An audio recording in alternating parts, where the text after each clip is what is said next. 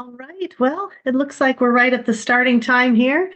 I know you're busy people, so we'll get started.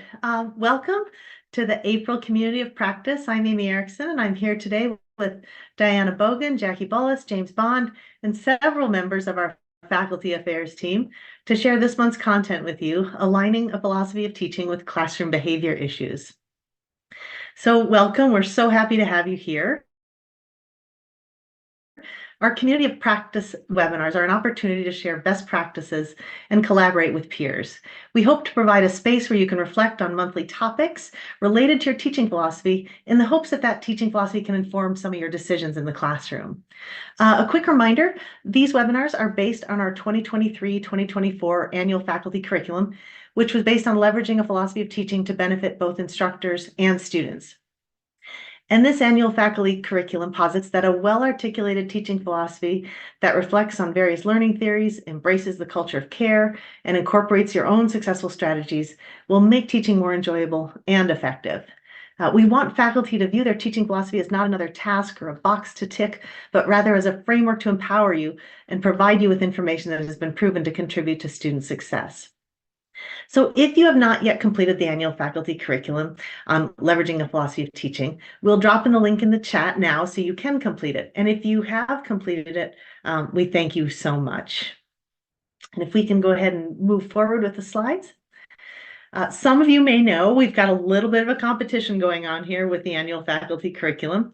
As you can see from this slide, we still have a pretty significant portion of people who've not yet completed it. Again, if you've not, please go ahead and get that taken care of. And we are going to compete with one another here to see. Thank you, Jackie. He just said done, done, and done. We're going to compete with the different schools. So you want to make your school proud. So let's go ahead and advance the slide. So today's goal is to support faculty and incorporate their beliefs about challenging classroom behavior into their teaching philosophy. In this session, we hope to offer perspectives that prompt you to consider your beliefs on this subject, and we'll also hear from one of our full-time faculty members. Then you'll get a chance to collaborate with your peers in the breakout rooms to discuss your own experiences and co-construct language for a teaching philosophy that can help guide you through instances of challenging classroom behavior. Please note, we appreciate and love your participation in these sessions. However, that is not mandatory. We want this to be a safe space for learning for all. So know that we would love for you to stick around. If you don't want to participate in the breakout rooms, you can simply turn your camera off. Simply raise your hand if you want the leader of the room to call on you, okay? But please feel free to participate or listen, and we'd like you to stay through till the end. Okay, now before we get started, let's take a moment and just answer a quick poll, just to see how comfortable do you currently feel addressing challenging behavior in the classroom? And there's going to come up 3 little options for you.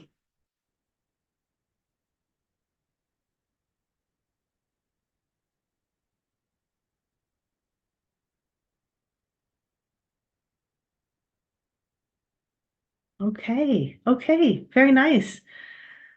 Looks like we have a lot of people who feel really comfortable, which is great, and some who want some strategies, which I appreciate, and some who feel very uncomfortable. I totally understand. That. Let's go ahead and move forward to the next slide.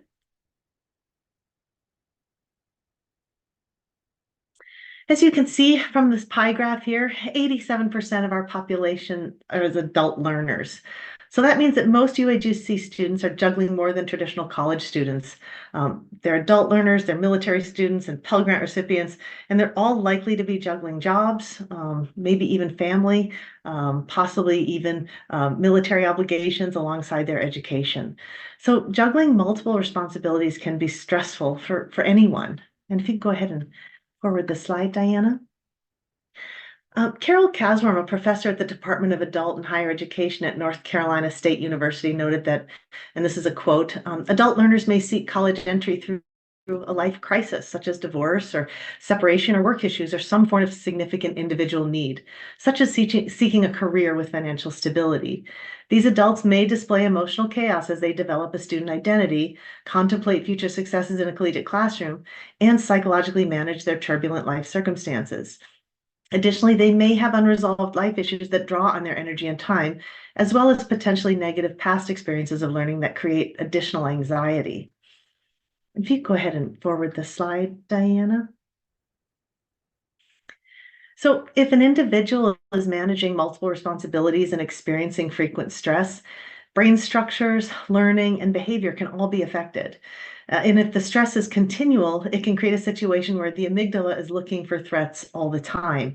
And that can result in an individual lashing out or being overly defensive. Communication with an individual whose amygdala is on high alert for threats can be really challenging, as some students may mask their stress by being aggressive towards instructors or peers. Now, they're not doing that to upset or insult anyone, but rather because the interaction may be viewed to them as threatening. And this is a totally natural defense mechanism. So it can be challenging to consider that it's actually the student who's feeling threatened when it feels like we or other students in the class are being attacked. So instead of engaging in a heated exchange with the student, Dr. Mays Ahmad, a professor at Connecticut who specializes in the neurobiology of learning, she encourages instructors to offer students, and this is a quote, radical hospitality, a safe, welcoming, and inclusive space to grow and learn. So one way for an instructor to do this is to lean on the values they've incorporated into their teaching philosophy. So as we discussed in our March 2024 Community of Practice webinars, the International Center for Academic Integrity encourages instructors to embrace the following values in a teaching philosophy to encourage a vibrant scholarly community. And those values are honesty, trust, fairness, respect, responsibility, and courage. And these values can guide an instructor to engage in a respectful manner that helps to reduce stress and model respect, offer trust, and honor the student's commitment to improvement. Now I'm going to turn things over to Dr. James Bond, Assistant Professor and member of the Academic Engagement Team. And thank you so much for being here, James. Thank you so much for having me.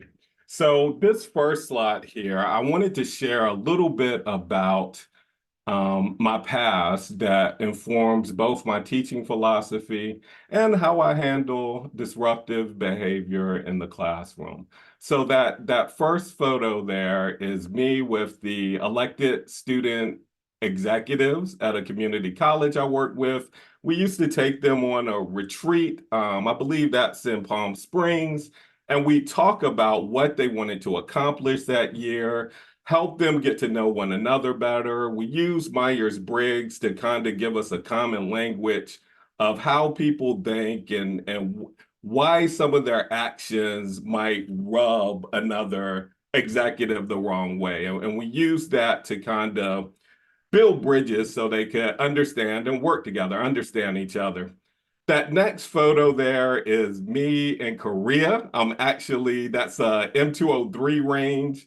Anyone that's old enough to remember the Predator, that's the weapon that Jesse Ventura had, and it fires grenades. So when your subject's too far away to throw, we use that weapon. And here is the next photo is me with the librarians at my previous job. I mentioned Myers-Briggs. Another sorter that I've used is Strength Quest, and I'm always considered a learner. I always score high in learner, and that just means I get really interested in topics. I love learning more. I actually moved my office to the library, and because I just love working with the librarians, and they help me find anything I need. And we'd always sit together and get in trouble in presentations together. So these are some of the things in my background that may not be similar to the students that I'm working with. There's some of the things that kind of inform my perspective. And so if a student says something that doesn't sit well to me, I think about these things, these characteristics of my personality, and how they might be forming my reaction. If we could go to the next slide, please. So this is something that I took from my philosophy of teaching. And for me, it's really important that the information that I'm giving the students, the subjects I like to teach, that they can use that information to improve their lives. And that's how I look at teaching. It's why teaching, well, why education is so valuable to me. And it really informs not only my philosophy of teaching, but also the way that I handle situations in the classroom that are less than optimal. If we could go to the next slide, please. Okay, so I tried to think of a little acronym to help me present how I handle classroom disruptions. I took this picture for a neighbor of mine. I was over their house. They're slightly older than my wife and I, and they had the AARP magazine, and I was like, "I'm 50. Where's my magazine?" And it came next week. So when it came, I took a picture and sent it to them. But the acronym for me of AARP stands for, the first A will be another set of eyes. Uh, I've shared with you a bit of my background. When I see something in the classroom that challenges me or a student says something, I try to go to one of my colleagues that I think might resonate with that student. I tend to go to people with different experiences than me when I'm feeling something isn't right in the classroom, and I just get their eyes on it. I see what they take from it. I talk with Bill Davis occasionally, and he's always working with me on assuming positive regard. So if you don't like another set of eyes, just think about assuming positive regard as well. So that's the first A. The second A for me is audience. And by that, I mean remove the audience.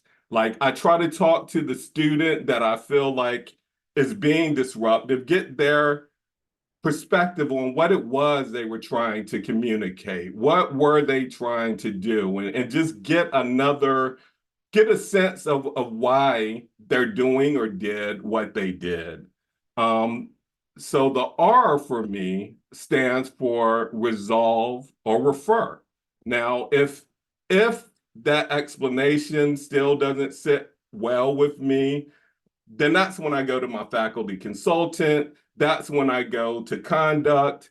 But I've tried these things first to really make sure I'm understanding what's going on, making sure this isn't just an aspect of my personality that finds the problem.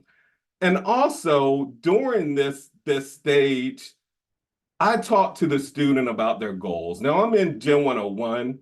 We know what our students are coming to UAGC for. I understand academic goal of theirs, and I understand a professional goal.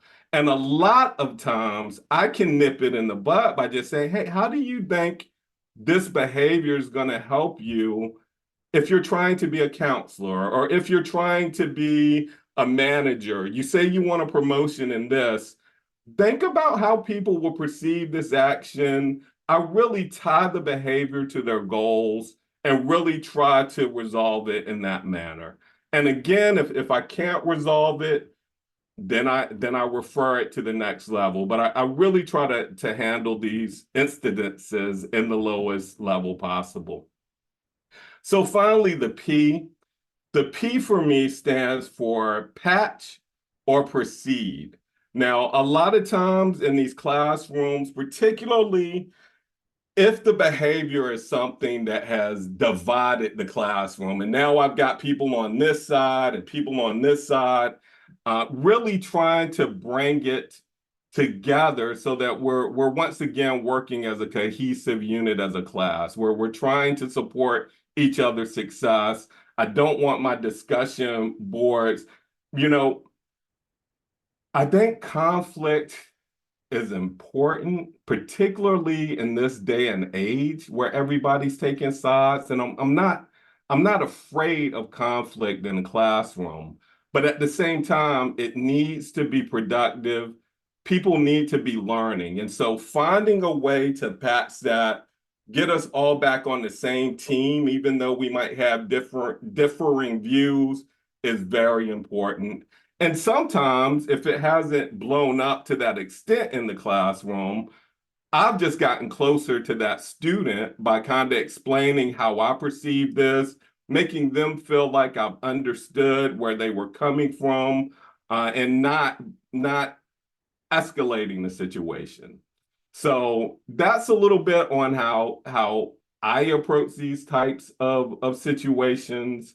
Again, for me, it's very important that in this setting, we tie our the challenge the student is having, why we feel the behavior is inappropriate at UAGC, but also how that behavior might impact them down the road and the goals that they're trying to accomplish for themselves.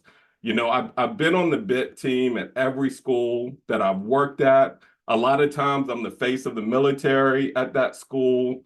And so they'll bring me in a lot of times when military affiliated students are being misunderstood. And I'm so many times it's a perception issue. And when we're able to have that kind of dialogue and really support the students, then we can at least lessen the occurrence of these kind of things. And when we can't, I know I always feel comfortable that I've done everything I can to best serve not only the student that I feel is causing the disruption, but also the class and the individuals within that class environment. So that's kind of my take. That's how I use my teaching philosophy, the things that kind of inform that philosophy for me that I'm aware of. And I'll hand it over to Diana. Thank you. That was great sharing. I'm so glad that you were able to bring that to us. Now, we are going to, you guessed it, go into breakout rooms. But before we do, before heading out to the breakout rooms, we want to clarify that even though we are trying to construct a group statement, you don't have to agree on one statement. We encourage you to offer your thoughts, think about what others offer, and discuss how or if other ideas have changed your perspective. Did someone else's idea give you additional ideas? Did the conversation inspire you to consider a new perspective? And again, participation in the chat, talking or be on camera is encouraged but never required. We never want you to feel uncomfortable or obligated to participate. We want this to be a safe place for learning, but we will come back and discuss key takeaways from the breakout session. So we do want everyone to stay if they can. Today, again, we will be joined by other members of the Faculty Affairs team, and they will be facilitating the breakout session. If your camera is off, facilitators will not call on you for participation unless you raise your hand. So today's question, we are going to co-construct a statement about classroom behavior that could go into your teaching philosophy. And I will put that in the chat so that you have it, because we do not have a handout for you this time around. Just 1 second, let me copy that. I should have had it copied, but I didn't. And while you wait for me to do that, Jackie is getting the rooms ready. Some of you will not get a room. You will just stay out here with Amy and I to discuss, but then everybody else has the option to go to a breakout room. There is your question. And Jackie, go ahead. You can send everybody off. About 15 minutes, we'll come back.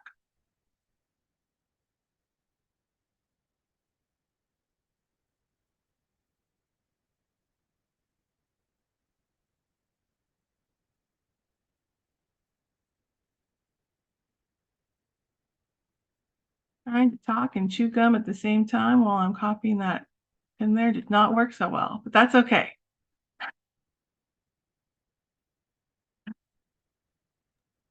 Hello, everyone that's with us in the main room. We are co-constructing a statement about classroom behavior for a teaching philosophy, maybe using Dr. Bond's examples and his approach, or sharing something of your own. Would anyone like to start us off?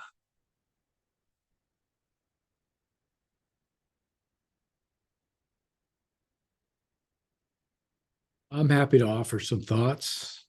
Sure, great. I think what's important in the teaching philosophy is really kind of set the tone, kind of set the table, if you will. And I believe that one phrase that really resonates for me is making it safe for everyone to learn. So creating an environment of trust where people understand that really the construct of our education is based upon each student being allowed to offer their perspective, based upon their life experience as it relates to the course learning outcomes and weekly learning objectives. But I think the key to all of that is just it's safe, where people can truly, offer that. And then the counterpoint to that is if and when that's ever violated, that people really own responsibility for their behavior, acknowledge it, and resolve it immediately. So kind of set that expectation of safety, but also accountability. If that's ever violated, that we, truly embrace responsibility for whatever may have been done that's caused people to feel that's been violated. And that kind of sets the pathway towards resolution. Thanks. When you say I love that whole idea of just, students feeling safe. When I worked in a residential university, I know people usually started out with kind of that was part of their going over the syllabus in that first day, going over like a lecture and saying, hey, these are the rules. We are compassionate. We are respectful of each other. How do you do that in an online classroom? Is that like through your announcements, or is that through like just you model that kind of behavior and tell them those expectations? Or yeah, so basically I'm relatively new to UAGC. I'm teaching my first classes now. And as a segue to teaching these classes, my profile, then my teaching philosophy, and then my announcements are all kind of cascading, with that philosophical explanation, if you will, reinforcement. And really it's about reinforcing the value of each student, what they bring to the table. The idea that the best way to learn anything is to teach it, right? And if you're really offering what you know and what you don't know with confidence, seeking to understand, and I think you can promote that learning. Wonderful. Thank you so much. Welcome Holly, to UAGC too. Oh yeah, sorry. I'm glad to hear you're getting started in your first classes, and that you're here with us. And thank you for sharing. Holly, you had your hand up. Did you still want to say something? Sure, yeah. Welcome, Richard. If you need any tips or tricks, you're welcome to reach out. For me, I don't have expectations of behavior in my teaching philosophy currently, and that may change. But because it's the expectations of my behavior as an educator. So this is what you can expect from me. This is how you're going to be safe, right? To build on what Richard was talking about. This is how I'm going to be consistent. This is how I'm going to work hard to make sure that I'm meeting students' needs with equity, which means, meeting them where they're at. So for me, a philosophy is about my classroom behavior, not about the students' classroom behavior. I like that. And it seems like it, in my experience, it's pretty rare that we get a student who's really hostile, or you know what I mean? It's not something that happens. I don't know, maybe people have other experiences. Usually I feel like English brings that out in people. So English courses with, robust research papers, it can bring out some anger and hostility. Understandable. But I feel like it's still a pretty rare it's a pretty rare situation that you have to stop and say, whoa. And I love the idea of getting another pair of eyes on it to say, is this just me? Am I having a reaction to this? But have you had a lot of kind of issues like that? Really? Okay. So, Not, I don't know if so much here. I feel mhm. like with online teaching, there are some aggressive, I've gotten some aggressive, emails. And I think, and 100% a part of that is that people will email you something that they would never, ever, ever say to your Say face. to your face, right? Totally. Totally. So I've never actually had a case that was otherwise in this. So I see a student coming in, I call them coming in hot. I'm like, ooh, they're coming in hot. Here we go. So let's, make this a teachable moment. But in other settings, I've had aggressive students. Um, but again, I feel like if that's who you are, then I need to take you for who you are, and I need to see how we can work together if we can still work together, you know? So, and again, that's about my behavior and my my ability and willingness to co-construct knowledge with someone. I like that so much because it kind of also reminds us that people behave obviously in a diverse ways. I had a good friend who was a surgical nurse, and she was very much about telling people exactly like it was. And she said, they put us through this diversity training. She's like, I'm diverse. I don't talk the way most Minnesotans talk. She'll tell people right out the gate what she thinks of them. And it was pretty shocking for a bunch of small town northern Minnesotans to hear the truth about themselves. And but she said, well, wait, I'm diverse too. And so I like that you think, hey, this is my opportunity to learn. How do I work with someone who's having, who has this maybe a different way of expressing themselves, or maybe a different way to, and to turn that into a teachable moment. I feel like whenever I get an email that seems even a little bit upset, I always started out with, thank you so much for your email. I really appreciate you taking the time to write, because, and then just model all that professionalism and how can I help? Let's get to the bottom of this. Just reaching out that hand to remind them that you're in a supportive role. But thank you so much for bringing that up. I saw a hand up, and I saw Sue. I saw you nodding in agreement to some of the things Holly was saying. Please, anybody jump on in. Go I'll ahead, Ted. say, okay, sure. I'll say something that I think, so many insights from James's presentation, but something that I go back to, at least in terms of the initial part of the classroom experience, is something Dr. Farrell mentioned, I think during the Power of One series. And it's a simple but powerful, I think, model. And it's the impetus really lies with the instructor to initiate communication. And so I think that involves setting a very strong positive tone for the opportunity to learn through the classroom collaboratively. But then I think it becomes evident early on if a student is missing something or maybe not engaging, that there is an opportunity for the instructor to really be proactive in a positive, encouraging way. So I think there's a lot of preemptive opportunity, can't solve everything, but I think there's a lot the instructor can bring to frame the discourse. I mean, we even have announcements in UAGC policy on civil discourse. And so directing attention to these frameworks that are in place and really trying to model that through kind of proactive, positive, encouraging communication. I mean, it also relates back to, quite frankly, Dr. Beagle's teaching through the studies that were done that really give evidence that most of the time it's non-academic barriers that are presenting. And so having that context, you're not judgmental, you're trying to find a solution collaboratively.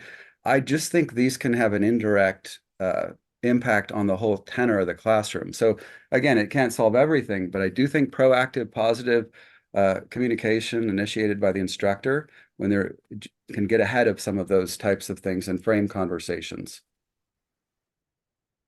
That's so nice. And I love that. I love so many things that you said here. This is, I found that recently I've had some students reaching out to me on more than one occasion. And so sometimes I'll end the sentence or the email back to them saying, you got this, friend, or something like that. And I'll just call them friend, because I feel like, wow, I would have really liked that if an instructor had done that for me, but because it also just kind of reminds them like, you got this, and let me know if more questions come up, my friend, or something like that, just to kind of remind them. Tony, you want to jump in? Yeah, and Ted, thanks for reminding the group about this, our ability as instructors to be proactive. I think to me, when I think about behavior and my experiences with classroom behavior have started with pre-kindergartners all the way obviously through doctoral students. So, a student perspective is one in which is unique to each of those students. And we don't know what a student is going through. And so from a philosophy of teaching or philosophy of behavior, I always assume positive intent. And so one of the things that I really have focused in on when I'm teaching is to develop a relationship with students early in the classroom. Even reaching out before the classroom, the course starts. I also think that, and I haven't heard this, this statement or this philosophy in a really long time, which I think is a testament to the work that we've done, whether it's at the college level or faculty affairs, is that our faculty, it's our responsibility to teach responsibility. Our students are working adults. Most of the time they are parents. You don't know the situation that that they're going through. So I think that a certain level of empathy towards our students is really important. That doesn't mean that we don't have high expectations for our students and we don't communicate with our students. And if we feel like students are abusing our flexibility, we certainly, we have mechanisms to address that. But, you know, I think if you seek first to understand before, making a decision or sending an email, I think that goes a long way, and especially in our environment. Our environment, being an open enrollment institution and students coming in and having different life experiences. Now, I don't want to be redundant, but I feel like if we focus in on developing relationships, having a focus on mastery learning, versus due dates, and knowing that by doing that, we're not decreasing the rigor of the course, I think all can help support behavior. I love that, Tony. I just had a conversation with a new hire about our culture of care, because it was vastly different than what he was used to teaching. He was very shocked by our late policy, and so we had a conversation about our student population. That he mentioned soft skills, and I'm like, soft skills are important, but these aren't 18 to 20-year-olds. These are working adults, and we can't assume that because they need more time on an assignment that they don't have a good work ethic. We don't know that. We don't know that they don't have a wonderful work ethic, but maybe their boss just gave them a huge project that they had to stay up late with, and they worked hard on that because that's paying their bills right now, and their assignment's going to have to be a little bit late. It's about competing priorities, and we just have to really assume the best of our students. I think it helps an instructor's own, like, it saves your mental well-being if you're assuming the best and you're not just thinking your students are going to take advantage of you. If you're assuming that they have the best intentions, that they're really trying, it lifts that weight of trying to think that they're not. So I'm really glad that you brought that up.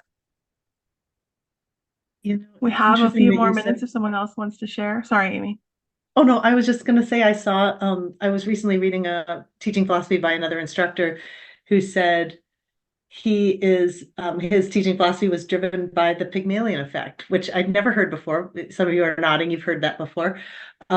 where the expectations of the instructor impact student performance. So I think exactly what you're saying. If we have the best intentions and we believe that the students have the best intentions, maybe they won't be, coming to us with falsehoods about ill, family members and that sort of thing. I've never been someone to second guess that sort of thing, and I don't think that happens a lot. So maybe that's because I don't think it's happening that it's not.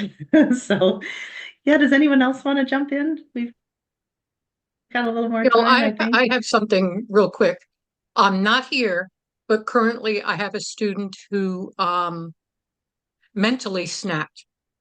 Currently, he's homeless, and he expressed that in one of the discussions, even though that wasn't the topic.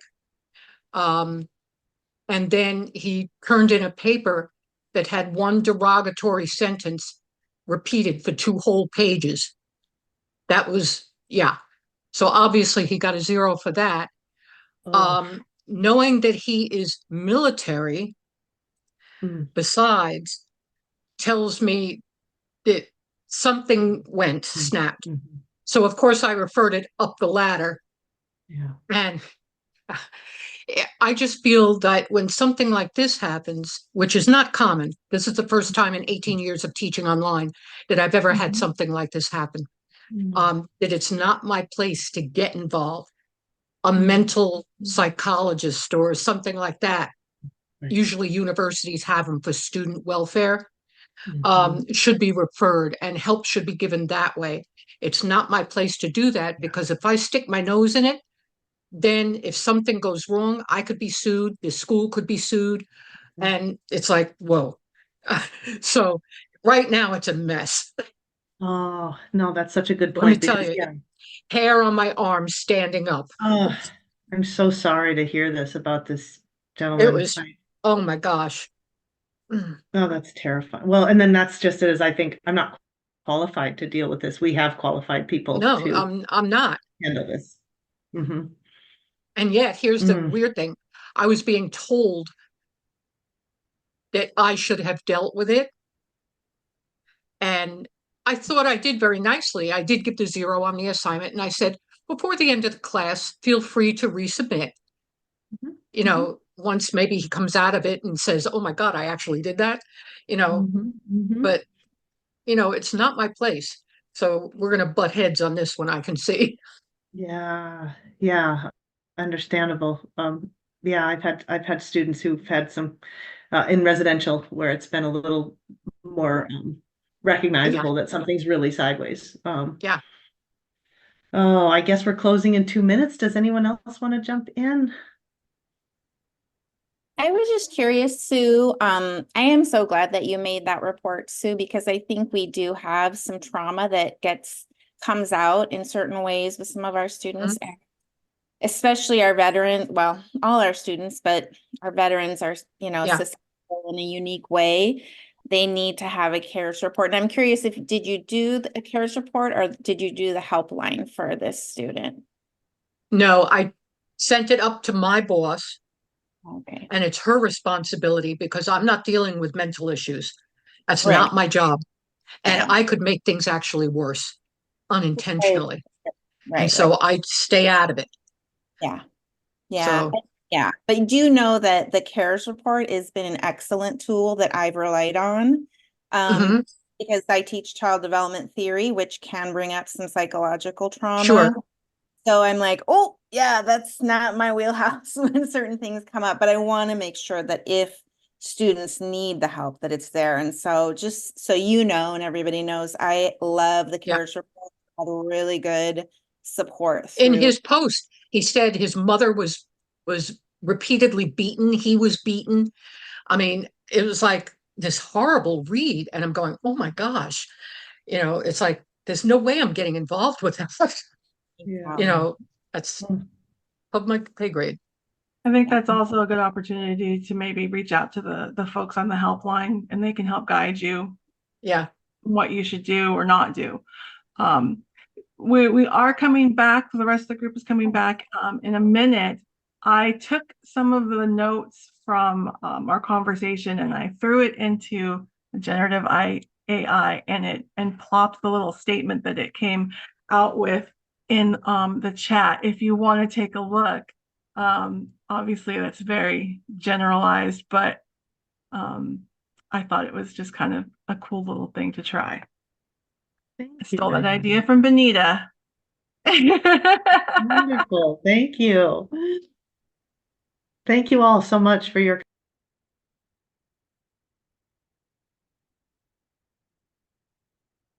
And it looks like folks are starting to come in.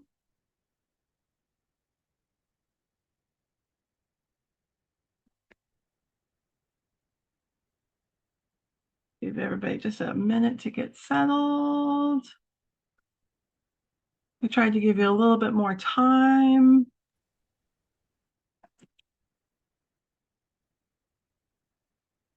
I thought it was a pretty good summary, Holly. For those of you coming back in, while we were chatting, I stole some of the ideas and threw it into a generative AI program. I actually use Gemini, but it's just like ChatGPT. And it came out with a summary for us that was pretty good. So as we come back into the room, I would love to have someone else share some of their takeaways from your session. Anybody come up with a really nice statement that you want to, or some ideas that you wanted to share? I'll go ahead for the group here and just say one of the things I took away is don't rush to judgment.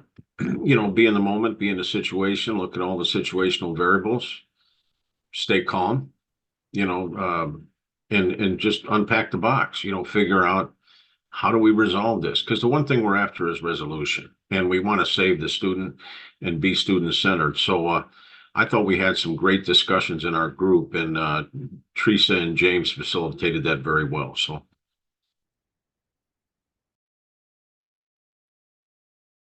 That's awesome, Bill. It's great to hear. We had some similar themes in ours. So it's good to know we're kind of all thinking some of the same things. Anyone else want to share? You can also put your comments in the chat. I'd like to share.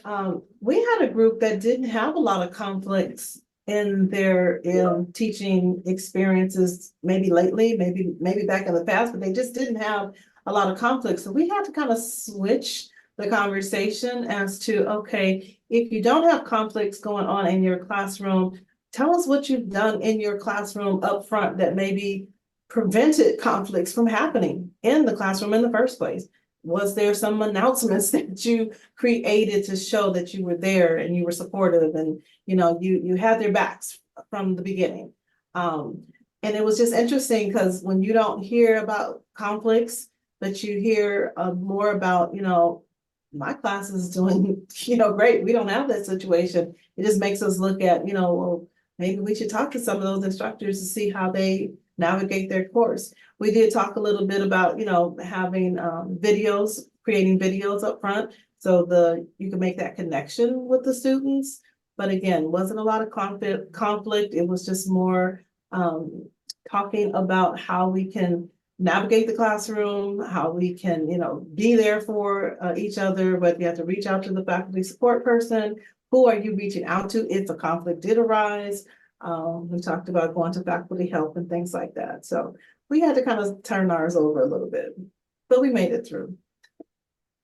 Awesome, Benita. It sounds like a great conversation. It does. I can jump in for our group. First, I loved Ron Beach said, I have a scenario, an example that I could really use some help addressing via teaching philosophy and love working through practical application. But we talked about, students that have strong religious beliefs, perhaps, and want to rely on those beliefs to discuss the learning through that lens. Other examples that we talked about are when, something in the content triggers an experience that happened to the student and they see that as an opportunity to more share about their experience without tying it in closely to the learning. At the end of our discussion, Ron noted we do have an election coming up in several months, and that the closer we get to election time, people's perspectives tend to come out in the classroom, and that can create challenges, and challenging situations. So we drafted, I put in the chat that as adult learners, we understand everyone brings unique experiences, values, beliefs, and perspectives. And we agree to treat not only our academic works with respect, but to treat each other with respect along our journey. So I hope that's helpful. Say something. Often conflict is the only way that you can truly learn about handling conflict. And so you can read about it all the time, relation slips. But when you're involved in the conflict, man, you learn so much from it. And it's good to take notes about that so that you make some of the decisions about what you want to do the next time around and get better at it. Absolutely. That is a great point. Teresa, your hand was next. Thank you. I feel like I do this all the time, but I'm raising my hand to call somebody else out. Sarah in our group shared this awesome document, Ground Rules for Discussion, that she shared. The reason in addition to the fact that it's really nice, the reason I'm bringing up is we're talking about respect, but my favorite part about that document, Sarah, is you say respect is complicated, right? And I thought, yeah, respect isn't clear. What does it mean? So what things can we decide on together about what it means? Because it doesn't mean the same thing for everybody. And I think that probably generates a lot of the conflict. Thanks, Teresa. I shared it in the chat if people want to see it. Thank you. Was that a rhetorical question, or did you want us to actually comment on it? Because it's kind of, and I'm not being a smart aleck, it's kind of related to why I have my hand up. Yeah, no, please, Sally. And I love your comments on my rhetorical question. Yeah, I used to talk to my high school students about this a lot because there seems to be a belief in our society that people have to do something to earn our respect. And what I would tell my students, and what it kind of relates to, is looking for another set of eyes, because it's from the Latin to see again, respectare. And so what it means is to stop, sit back, take a pause, which was already mentioned, and look again. And what we talked about a lot of cool things in our group, and I took wonderful notes, and I didn't realize they didn't stay with me, or they're hiding somewhere, but that the idea that's already been brought up, to assume goodwill, to take a moment to maybe reach out to, I don't know, maybe your faculty support and classroom consultant. If you need to vent, if you need to get another idea of what might be happening here, and to realize that, and I even said this, that, when we fight about putting the cap back on the toothpaste, it's usually not about putting the cap back on the toothpaste. And when students might come at us in what is really an upsetting way, that there's usually a whole bunch of other stuff. Something happened that, and I hate using the word trigger because it's used so much, but that triggered them. And, to sit back again, and maybe, James, is this what you said? I'm sorry. To ask them what do you want to communicate? What do you want me to hear? And how can we move forward from that? And that in assuming goodwill, they may be reacting to something we said, and even though we didn't mean for it to be hurtful, if they perceived it as hurtful, then we need to take that perception and move forward from there. So, and we said the same thing. It all comes from having a sense of respect and the human dignity of the dignity of every person that's in our classroom. So I really like it, Sally. Thank you. We did have a question in the chat. Holly said that one thing that was spoken about is a second set of eyes. Could you address best practices for the second set of eyes? So James, I'm going to ask you, since you brought up another set of eyes, who do you go for usually? What is your thoughts on that? It really depends. Like somebody mentioned religion, and like I have friends that are much more religious than I do here. I don't want to say their names because maybe they don't want to be known for that. But in our conversations, I know that they're more religious than I am. So I may call that person, email them, hey, this happened in my class. Could you take a look at it and give me your thoughts, and we can problem solve. Sometimes, I feel like it might be a gender thing, and I go to my female colleagues and say, hey, like this, and most of the time I won't even tell them how I felt first. I'll just, hey, look at this and tell me what this brings up for you. Then I share how I took it and we talk about it. And so I think being able to work on work groups with each other and before and after the meeting when we're talking, we learn things about one another. And I think that those differences are very powerful. Like someone just shared that, treat the golden rule, treat others how you want to be treated. I'm an ex-military guy. I know I'm ex-military. I'm blunt. I'm to the point. I don't want you giving me a bunch of words that don't tell me what you feel. Like, give it to me. Somebody else, if I do that, it's problematic. Like, James is rude. James is mean. And I get that. And so what I'm saying by that is know the people, the colleagues that you have that are different, hold these different views. Hopefully you still respect them, and I respect them. And sometimes, like because I am a little loud and I'll say things sometimes that are kind of blunt, I've gone to people and asked for eyes on something, and then they'll email me back. I thought you didn't like me. Like this happened, that happened. I think it's really important that we develop those kind of relationships and lean on each other. That is a great point. I really like that. Thank you, James.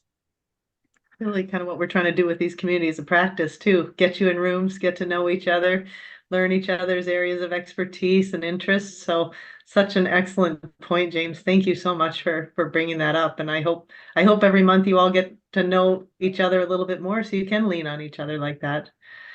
And Kate, looks like you've been waiting patiently, my friend. Yes. So there was also a good conversation in my room about, and this is sort of like what I think about for community and practices because we're working on creating the statements and something to carry into, the next academic year is how are we then taking this from paper and taking action in the classroom? And another concept that was brought up that I think is also really valid is how is the college leadership ensuring that the faculty that they are hiring and the faculty that teach for them are walking the talk? And I thought that that was a great point because we all have a responsibility, right, to the community of practice. JK, the culture of care. I was thinking COP, and then there's also COC because we write too many acronyms in this institution just to confuse everyone. But I think that, ensuring that we are doing our part, but also if we are leading groups, right? Like I have a team, ensuring that I'm occasionally checking out their communication or offering them feedback and just ensuring that we are keeping each other accountable to the mission of culture of care. And it's not just, at an individual faculty member. And I really appreciate that recognition being brought up. No, you're fine, Sally. But I think that that's always something that we have to, keep in our mind. And I had shared too, like, it's so hard not to take things personally. Because nobody thinks about me more than I think about me. And so clearly, if you're upset, it has to do with me because I'm a narcissist and all of the issues are mine. And so, being able to relieve ourselves of that and see the issue as something, I think it's been shared multiple times, something that can be solved, rather a deficiency in either party. Just seeing it as something that we can walk through together and find a solution to. Thanks. Thank you, Kate. Well, we are close to the end of our session. Before we leave, though, we had one more question that we did want you to think about, either in this space or take it to our Teams channel to think about, but to consider it after you've made these statements. And that is, how can we, weaving in such a statement, ones that we just created, into your teaching philosophy, assist you with challenging behaviors? So now that you've come up with something, an idea, whatever it is, and I put it in the chat, on what kind of statement you want to include, what your thoughts are on it, how does that help you in the classroom? What kind of actions can you take when you come into the situation based on what you already believe and what you've already thought about is how you want to define how you approach it. So that is something to consider. If anyone wants to share, they can. I'll give you just a couple minutes to think about it, and then we'll And I think that's a great idea. Sometimes being academic from faculty side, we do a lot of thinking, but we forget to share that thinking externally with our students. So I think by ensuring you put this in your course when you do your introductions is really key. I also think about when we've had student situations that have been very escalated. And the first time faculty will meet with someone outside of the faculty team about a student issue, they always ask, did you address it? Did you have a teachable moment? Did you try these things and did it continue? And if we didn't try those things, then it's pushed back on the faculty and they say, now you need to go do something before you come back to us, which I understand. But having this in writing is an easy way to take an escalated situation and say, hey, did you see what I talked about at the beginning of our course? This is how I would like to interact with you. These are my expectations.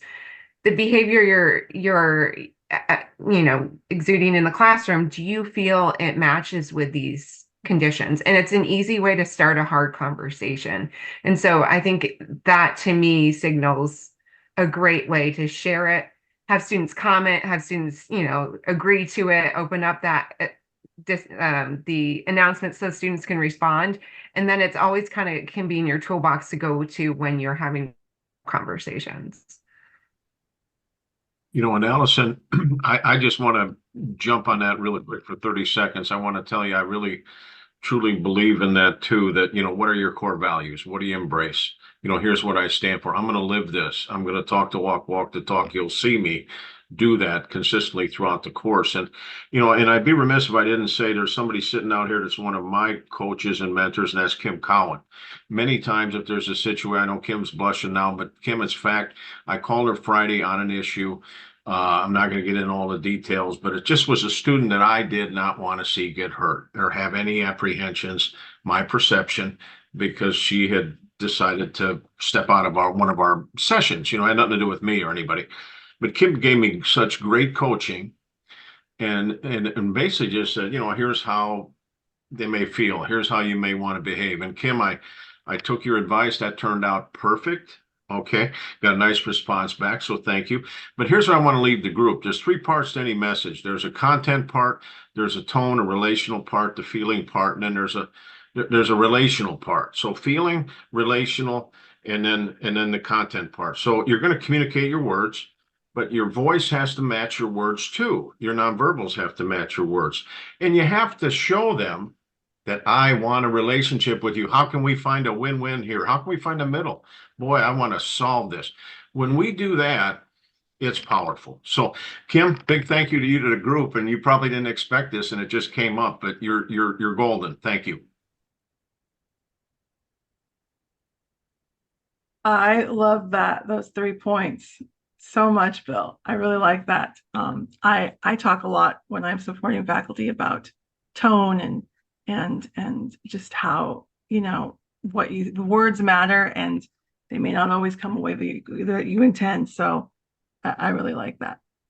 All right. Well, this has been a great session. Again, I encourage you to head over to our Teams page to continue the conversation. Jackie's already posted that for me. Thank you very much. And if you, let me see, let's bring this up. I forgot to share this, but let's share this image real quick here. Just our next session, it's not wanting to share. Our next session is on May 7th and 9th, and it is engaging intellectually with students. And then after that, in June, we have one on academic freedom.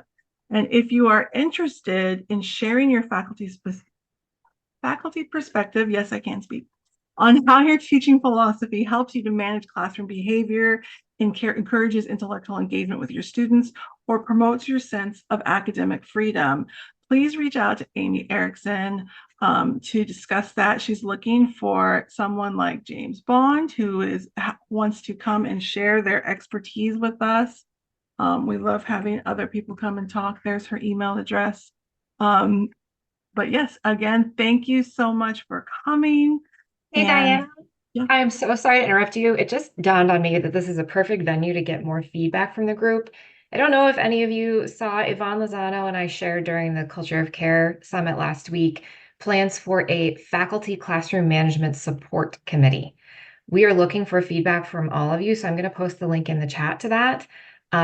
Please share your thoughts on what this might look like and how it would work. It would be facilitated through Faculty Council, and this would be the venue for us to have conversations like this, but about specific situations that you're going through. I'm sorry to interrupt, but I was just like, oh, I should share this. So, okay. Thank you. That's a good point too. And we can put that on that team page with the notes there if you'd like. All right, everyone. Thank you so much for coming. We look forward to seeing you in Teams, and we will be back on Thursday for an encore presentation. But thanks again for coming. Bye. Thanks, James. Yes, thank you so much, James.